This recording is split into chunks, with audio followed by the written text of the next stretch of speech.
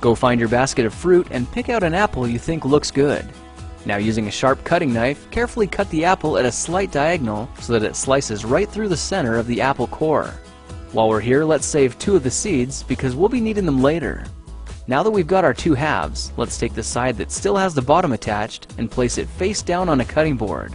We'll need to place 2 butter knives perpendicular with the top and bottom of the apple. Now we can carefully cut down along one side of the apple core until the knife bottoms out on our makeshift spacers, then use the spacers as a guide to gently cut in from the side. When the 2 cuts meet, you'll have an apple wedge that pops right out. And while we're here, let's cut a piece from the other side the same way. Now our goal with these is to cut out 3 more L-shaped wedges about a 1/4 inch thick. And this time, rather than cutting in sideways toward your fingers, try turning the piece over so you can cut downward and meet the first cut at the bottom. Now with a little wiggle, a new apple wedge should break free. If you repeat the process 2 more times, then stagger the pieces back together, the effect is a beautifully layered wing. Now just cut the other piece the same way and your swan's body should look like this. To make a place for the head, all we need to do is carefully cut into the front of the body and gently lift the pieces out to reveal a clean and fairly deep groove.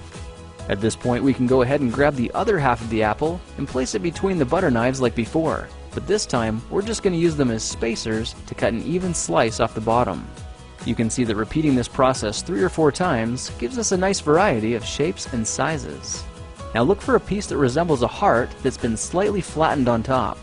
All it takes to form the swan head is 3 strategic cuts with a knife. I made 1 angled cut to form the head, a horizontal cut to form the neck, and 1 slanted cut at the bottom for the base. Now you should be able to see how this is coming together, and to clean it up a bit, just use your knife to round off the sharp edges. All that's left now is to place the apple seeds where you think the eyes should go, then use the side of a butter knife to press them firmly into position. When both eyes look good, simply drop the neck into place, and you're done. You've just created a beautiful and decorative apple swan.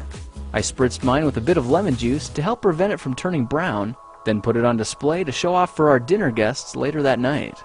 If you try using different apples, you'll get a nice contrast of colors, and every bird will look a little bit different. Well, now you know how to take any ordinary apple and turn it into a decorative and edible apple swan. If you like this project, perhaps you'll like some of my others. Check them out at thekingofrandom.com.